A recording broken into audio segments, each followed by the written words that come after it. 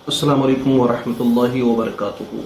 नाज़रीन इकराम, फैज़ानी चैनल के इस नए वीडियो में मैं आपका खैर मक़दम करता हूँ। उम्मीद है कि आप लोग खैरियत से होंगे। एक नए मसले के साथ में मैं आपकी खिदमत में हाजिर हूँ। आज का हमारा मसला ये है कि अगर किसी शख्स के पास में ज़रूरत से ज़्यादा ज़मीन पड़ी है या ज़मीन ख़रीद करके उसने रखी है, तो क्या उस ज़मीन के ऊपर ज़कात फ़र्ज़ होगी या नहीं होगी, उस ज़मीन की ज़कात निकालनी होगी या नहीं निकालनी होगी। तो सदर शरिया बदर तरीक़ा मुफ्ती मोहम्मद अमजद अली आज़मी रहमतुल्लाहि ताला अलैह फरमाते हैं कि ज़कात की तीन किस्म हैं। तीन किस्म के माल के ऊपर ज़कात निकाली जाती है। समन पर, यानी सोना हो, चांदी हो, रुपया पैसा हो, ये होता है समन, इस पर ज़कात होती है। दूसरा माल तिजारत, यानी कोई चीज़ इसलिए ख़रीदी कि वो बेचने की नीयत रखता है, तो उसके ऊपर भी ज़कात होगी।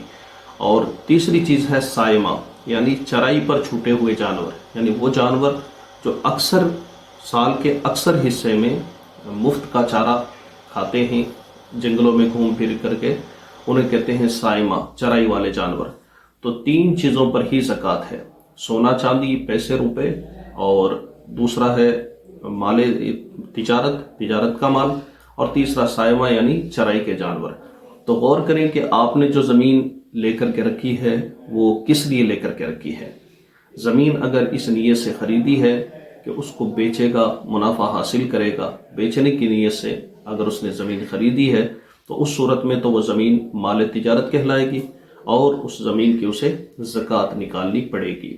लेकिन अगर उसने ज़मीन इस नीयत से ख़रीदी है कि कल को मुझे काम आएगी, मकान बनाऊंगा या फार्म हाउस बनाऊंगा या बच्चों के काम आएगी, बेचने की नीयत नहीं है, तो चाहे उसके पास कितनी ही ज़मीन हो, उसके ऊपर किसी भी तरह की कोई ज़कात फ़र्ज़ नहीं होती है।